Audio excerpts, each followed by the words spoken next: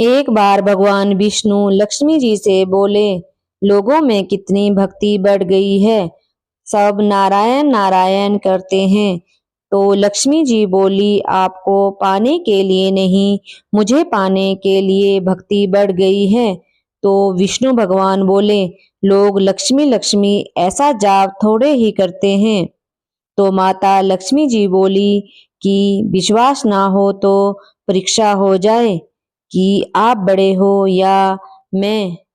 फिर क्या, भगवान नारायण एक गांव में ब्राह्मण का रूप लेकर गए। घर का दरवाजा खटखटाया। घर के यजमान ने दरवाजा खोलकर पूछा, कहिए क्या काम है। तो भगवान बोले, हम तुम्हारे नगर में भगवान की कथा भजन करना चाहते हैं।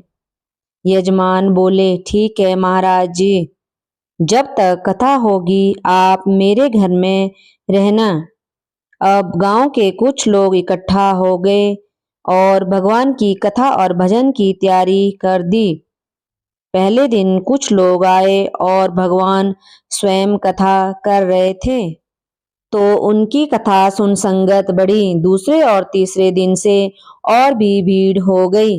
भगवान खुश हो गए, इतनी भक्ति है लोगों में। लक्ष्मी माता ने सोचा, चलो अब देखा जाए कि वहाँ क्या चल रहा है। लक्ष्मी माता ने बूढ़ी माता का रूप लिया और उस नगर में पहुंची। एक महिला ताला लगाकर कथा में जा रही थी कि माता उसके द्वार पर पहुंची। बोली, बेटी जरा पानी पिला दो।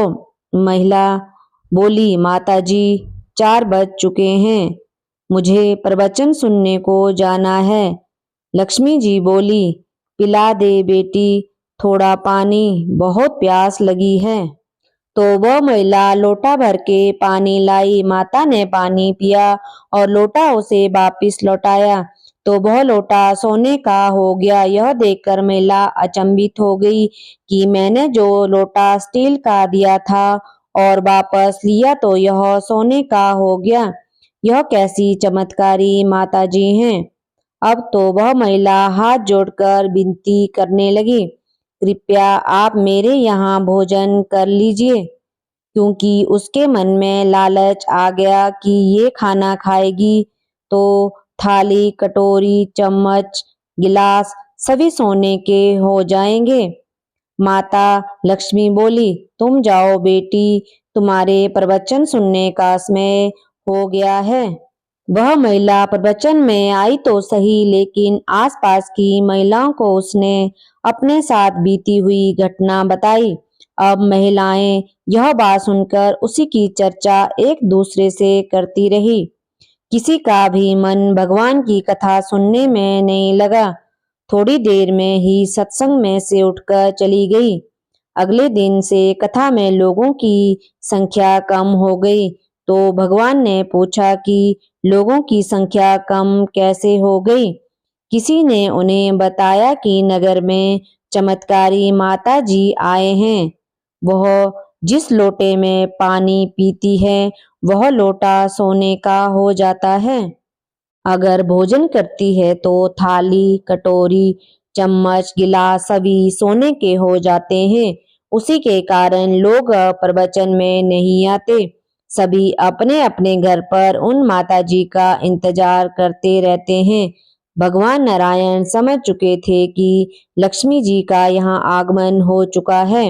उनकी बात सुनते ही जो यजमान सेठ जी कथा करवा रहे थे, वे भी वहां से उठकर अपने घर को खिसक गए और सीधे माता जी को खोजते हुए उनके पास पहुंचे और बोले, माता जी, मैं तो भगवान की कथा का आयोजन कर रहा था और आपने मेरे घर को ही छोड़ दिया। माता लक्ष्मी बोली, तुम्हारे घर में तो मैं सबसे पहले आने वाली थी, लेकिन तुमने अपने घर में जिस कथावाचक को ठहराया है, जब वहां से चले जाएं तभी तो मैं आऊं।